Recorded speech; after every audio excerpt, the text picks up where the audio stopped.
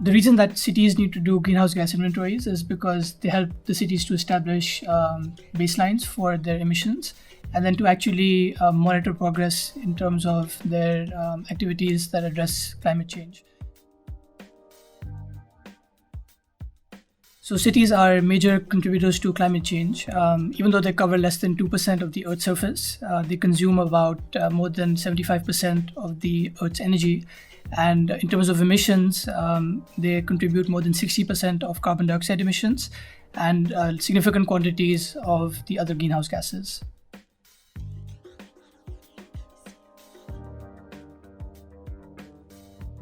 Emission inventorization and formulating baselines is becoming more and more critical. We've also made small beginnings through a couple of our engagements with Southeast Asian countries. These are small beginnings, like I said, but they have a lot of replication potential.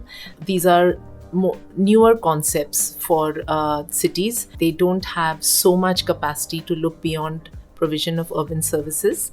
Commitments towards climate change happen at a larger level, at a macro level, where national governments commit. Data will always remain a large constraint because data may be available or collected sporadically or not available in the format that's desired most often.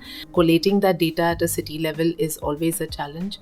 A larger challenge is also how we take learnings from our analytical work into our project design. But having said that, there is still ample room and entry points for ADB to engage, because I think we have that space to sort of catalyze, facilitate. We are administrators and members of larger global climate funds, and ADB does have that catalyzing or facilitating power.